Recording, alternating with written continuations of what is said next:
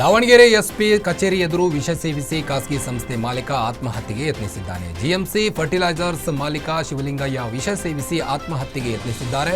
Davanagere SP Uma Prashant ವಂಚನೆ ಪ್ರಕರಣದಲ್ಲಿ ಸೂಕ್ತ ತನಿಖೆ ನಡೆಸಿ ಕ್ರಮ ಕೈಗೊಂಡಿಲ್ಲ ಅಂತ ಶಿವಲಿಂಗಯ್ಯ ಆರೋಪಿಸಿದ್ದಾರೆ.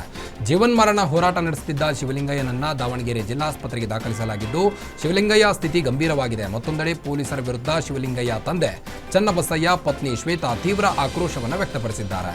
ನ್ಯಾಯ ದೊರಕಿಸಿಕೊಡಿ, ಇಲ್ಲವಾದರೆ ತಾವು ಸಹ ಕುಟುಂಬ ಸಮೇತ ಸ್ಮಶಾನ ರಸ್ತೆ ಒತ್ತುವರಿ ತೆರವಿಗೆ ಆಗ್ರಹಿಸಿ ಗ್ರಾಮಸ್ಥರ ಅಹೋರಾತ್ರಿ ಧರಣಿ ನಡೆಸಿದ್ದಾರೆ. ಶ್ರೀರಂಗಪಟ್ಟಣ ತಾಲೂಕು ಕಚೇರಿ ಮುಂದೆ ಮುಂಡುಗ ದೊರೆ ದಲಿತ ಸಮುದಾಯದವರು ಪ್ರತಿಭಟನೆ ಮಾಡಿದ್ದಾರೆ. ಗ್ರಾಮದ ಸ್ಮಶಾನ ರಸ್ತೆ ಒತ್ತುವರಿ ಮಾಡಿಕೊಂಡಿರುವ ಗ್ರಾಮಸ್ಥರು ಹಾಗೂ ಅಧಿಕಾರಿಗಳ ವಿರುದ್ಧ ಧಿಕ್ಕಾರ ಕೂಗಿ ಆಕ್ರೋಶವನ್ನು ಹೊರಹಾಕಿದ್ದಾರೆ. ಈ ವೇಳೆ ತಾಲೂಕು ಕಚೇರಿ ಮುಂಭಾಗವೇ ಅಡುಗೆ ಮಾಡಿಕೊಂಡು ಊಟ ಮಾಡಿ ಧರಣಿ ನಡೆಸಿದ್ದಾರೆ. ಮಂಡ್ಯ ಜಿಲ್ಲೆಯ ಕೆಆರ್ಎಸ್ನಲ್ಲಿ ಮತ್ತೆ ಭದ್ರತಾ ಲೋಪವಾಗಿದೆ. ನಿರ್ಬಂಧಿತ ಪ್ರದೇಶದಲ್ಲಿ ಪ್ರಭಾವಿಗಳ ಕಾರು ಹೆಚ್ಚಾಗುತ್ತಿದೆ. ಪದೇ ಪದೇ ಭದ್ರತಾ ಲೋಪವಾದರೂ ಸಂಬಂಧಪಟ್ಟ ಅಧಿಕಾರಿಗಳು ನಿರ್ಲಕ್ಷ್ಯ ವಹಿಸಿದ್ದಾರೆ. ವಿಶ್ವವಿಖ್ಯಾತ ಬೃಂದಾವನ ಗಾರ್ಡನ್ ಫುಟ್ಪಾತ್ನಲ್ಲಿ ಪ್ರಭಾವಿ ವ್ಯಕ್ತಿಗಳು ರಾಜಾರೋಷವಾಗಿ ಸೈಕ್ಲಿಂಗ್ ಮಾಡ್ತಿದ್ದಾರೆ. ಕೆಆರ್ಎಸ್ ಮುಖ್ಯದ್ವಾರದ ಮುಂದೆಯೂ ಫೋಟೋಗೆ ಫುಲ್ ಪೋಸ್ ಕೊಡ್ತಿದ್ದಾರೆ. ಕಾವೇರಿ ಆರತಿ ನಡೆಯುವ ಸ್ಥಳದಲ್ಲೂ ಪ್ರಭಾವಿಗಳು ಶೂ ಹಾಕಿ ಸಂಚರಿಸುತ್ತಿದ್ದಾರೆ. ಇನ್ನು ಪ್ರಭಾವಿಗಳ ಅಂಧ ದರ್ಬಾರ್ಗೆ ಬ್ರೇಕ್ ಬೀಳ್ತಿಲ್ಲ. ಸಾಮಾನ್ಯ ಜನರಿಗೆ ಒಂದು, ಪ್ರಭಾವಿಗಳಿಗೆ ಮತ್ತೊಂದು ಕಾನೂನು ಇದೆಯಾ ಅಂತ ಸಾರ್ವಜನಿಕ ವಲಯದಲ್ಲಿ ತೀವ್ರ ಆಕ್ರೋಶ ವ್ಯಕ್ತವಾಗ್ತಿದೆ. ಆರೋಪ ಕೇಳಿ ಬರ್ತಿದೆ. 5ನೇ ತರಗತಿ ವಿದ್ಯಾರ್ಥಿನಿಯರನ್ನು ತನ್ನ ಕಾಮತೃಷಿಗೆ ಈ ದುಷ್ಟ ಶಿಕ್ಷಕ ಬಳಸಿಕೊಂಡಿದ್ದಾನೆ. ಈ ಬಗ್ಗೆ ಮಕ್ಕಳ ರಕ್ಷಣಾ ಘಟಕ ಅಧಿಕಾರಿ ಸುಭದ್ರಾ ದೇವಿ ಅವರು ವಿದ್ಯಾರ್ಥಿಗಳು ನೋವು ತೋಡಿಕೊಂಡಿದ್ದಾರೆ. ಕಾಮುಕ ಶಿಕ್ಷಕನ ವಿರುದ್ಧ ಪೋಕ್ಸೋ ಕೇಸ್ ದಾಖಲು ಮಾಡಲಾಗಿದೆ. ಬಾಗಲಕೋಟೆ ಜಿಲ್ಲೆಯಲ್ಲಿ ಅಪರೂಪದ ಘಟನೆ ನಡೆದಿದೆ. ಸಾವಿನಲ್ಲೂ ದಂಪತಿಗಳು ಒಂದಾಗಿದ್ದಾರೆ. ಹೃದಯಾಘಾತದಿಂದ 40 ವರ್ಷದ ಶಶಿಧರ್ ಪತ್ತಾರ್ ಸಾವನ್ನಪ್ಪಿದ್ರು. ಈ ಸುದ್ದಿ ತಿಳಿದು ಪತ್ನಿ ಸರೋಜಾಗೆ ಕೂಡ ಹಾರ್ಟ್ ಅಟ್ಯಾಕ್ ಆಗಿದೆ. ಹೃದಯಾಘಾತದಿಂದ ಮನೆಯಲ್ಲೇ ಪತ್ನಿ ಮೃತಪಟ್ಟಿದ್ದಾರೆ. ಬಾಗಲಕೋಟೆ ಜಿಲ್ಲೆಯ ಬೆಳಗಿ ಪಟ್ಟಣದಲ್ಲಿ ಒಂದು ಹೃದಯ ವಿದ್ರಾವಕ ಘಟನೆ ನಡೆದಿರುವಂಥದ್ದು.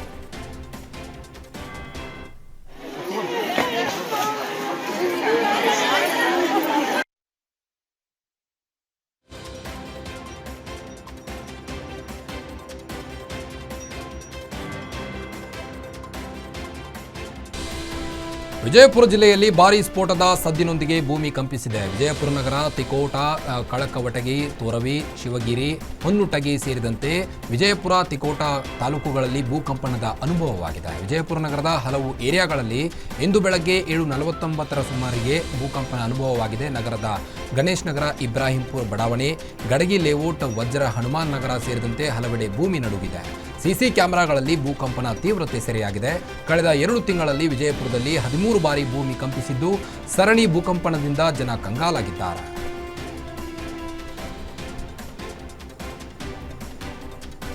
ಬೆಂಗಳೂರು ಗ್ರಾಮಾಂತರ ಜಿಲ್ಲೆಯಲ್ಲಿ ಪರಿಸರದ ಬಗ್ಗೆ ಅರಿವು ಮೂಡಿಸಲು ವಾಯು ಮಾಲಿನ್ಯ ನಿಯಂತ್ರಣ ಮಾಸಾಚರಣೆಯನ್ನ ಆಚರಿಸಲಾಯಿತು. ದೇವನಹಳ್ಳಿ ಸಹಾಯಕ ಪ್ರಾದೇಶಿಕ ಸಾರಿಗೆ ಇಲಾಖೆಯಲ್ಲಿ ನವೆಂಬರ್ 2025ನೇ ಸಾಲಿನ ಮಾಸಾಚರಣೆಯನ್ನ ಆಚರಿಸಲಾಯಿತು. ವಿಷಾನೀಲ ಉಸಿರಾಟ, ಸಾವಿನೊಂದಿಗೆ ಸರಸಾಟ, ಘೋಷ ವಾಕ್ಯದಡಿ ಸಾರಿಗೆ ಅಧಿಕಾರಿಗಳ ನೇತೃತ್ವದಲ್ಲಿ ಕಾರ್ಯಕ್ರಮ ನೆರವೇರಿದೆ. ಪರಿಸರ ಉಳಿಸಲು ಎಲ್ಲ ಸಾರ್ವಜನಿಕರ ಪಾತ್ರ ಅಗತ್ಯ. ಪ್ರತಿಯೊಬ್ಬರೂ ಸಾರಿಗೆ ನಿಯಮಗಳನ್ನು ಪಾಲಿಸಿ ಅಧಿಕಾರಿಗಳು ಸೂಚನೆ ನೀಡಿದರು.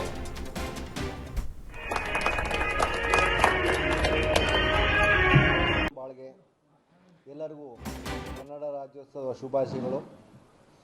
ಈ ದಿನ ಸರ್ಕಾರದಿಂದ ಆಯೋಜಿಸಿದಂತಹ ವಾಯು ಮಾಲಿನ್ಯ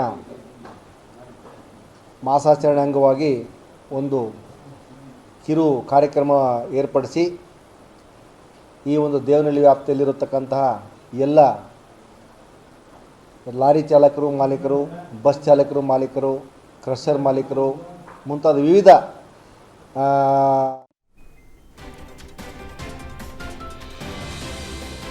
ರಾಜ್ಯಾದ್ಯಂತ ಕಸದ ಸಮಸ್ಯೆಗೆ ಮುಕ್ತಿಯೇ ಇಲ್ಲದಂತಾಗಿದೆ. ಮಲೆನಾಡು ಚಿಕ್ಕಮಗಳೂರಿನ ಹಲವು ಬಡಾವಣೆ ವ್ಯಾಪ್ತಿಯಲ್ಲಿ ಕಸದ ರಾಶಿ ರಾರಾಜಿಸುತ್ತಿದೆ. ಇನ್ನು ಈ ಕಸದ ಸಮಸ್ಯೆ ಹೋಗಲಾಡಿಸಲು ನಗರಸಭೆಯಿಂದ ವಿಭಿನ್ನ ಪ್ರಯತ್ನ ಮಾಡಿದೆ. ನಾಮಫಲಕ ಹಾಕಿ ಕಸ ಸಮಸ್ಯೆ ಹೋಗಲಾಡಿಸಲು ನಗರಸಭೆ ಪ್ಲಾನ್ ಮಾಡಿದ್ದು, ನಗರದಲ್ಲಿ ಗಲ್ಲಿಯಲ್ಲಿ ವಿಭಿನ್ನ ನಾಮಫಲಕ ರಾರಾಜಿಸುತ್ತಿದೆ. ಕಸ ಸುರಿದ್ರೆ ನಿಮ್ಮ ವಿದ್ಯುತ್ ಶಾಕ್ನಿಂದ ರೈತ ಸಾವನ್ನಪ್ಪಿದ್ದಾನೆ. ಈ ಘಟನೆ ಮಂಡ್ಯ ಜಿಲ್ಲೆ ಮಳವಳ್ಳಿ ತಾಲೂಕಿನ ಸಾಗ್ಯ ಗ್ರಾಮದಲ್ಲಿ ನಡೆದಿದೆ. ಜಮೀನಿನಲ್ಲಿ ಆಕಸ್ಮಿಕವಾಗಿ ವಿದ್ಯುತ್ ಸ್ಪರ್ಶಿಸಿದ ಪರಿಣಾಮ 38 ವರ್ಷದ ರಮೇಶ್ ಸ್ಥಳದಲ್ಲೇ ಸಾವನ್ನಪ್ಪಿದ್ದಾನೆ. ತೆಂಗಿನ ಗರಿಗಳನ್ನು ಜಮೀನಿನಿಂದ ಹೊರಹಾಕುವ ವೇಳೆ ಈ ಅವಘಡ ಸಂಭವಿಸಿದೆ. 11 ಕೆವಿ ಸ್ಥಳದಲ್ಲಿ ಅನುಮಾನಾಸ್ಪದ ರೀತಿಯಲ್ಲಿ ಕಾರ್ಮಿಕ ಆತ್ಮಹತ್ಯೆಗೆ ಶರಣಾಗಿದ್ದಾನೆ. ಕೊರಟಗೆರೆ ಮೂಲದ 30 ವರ್ಷದ ರಾಕೇಶ್ ಎಂಬಾತ ಕೆಲಸ ಮಾಡುತ್ತಿದ್ದ ಸ್ಥಳದಲ್ಲಿ ನೇಣು ಬಿಗಿದ ಸ್ಥಿತಿಯಲ್ಲಿ ಶವವಾಗಿ ಪತ್ತೆಯಾಗಿದ್ದಾನೆ. ನೆಲಮಂಗಲ ತಾಲೂಕಿನ ಗುಂಡೇನಹಳ್ಳಿ ಗ್ರಾಮದಲ್ಲಿ ಒಂದು ಘಟನೆ ಸಂಭವಿಸಿದೆ.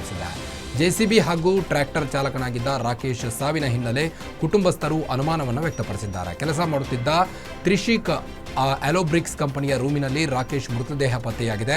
ತ್ಯಾಮಗೊಂಡ್ಲು ಪೊಲೀಸ್ ಠಾಣೆಯಲ್ಲಿ ಪ್ರಕರಣ ದಾಖಲಾಗಿದೆ.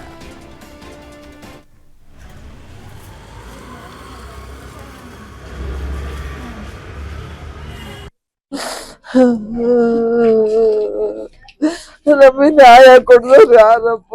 ಈಗೆಲ್ಲ ಈಗ ದುಡ್ಡು ನೊಳಗೆ ಹೋಗ್ತಾರೆ ಜನ. ಬಡವರು ಬಗ್ರ ಕಣ್ಣಿಗೆ ಕಾಣಲ್ಲ. ನಮ್ಮ ಬಂದವ್ರು ಎಲ್ಗ ಹೋಗೋಣಪ್ಪ?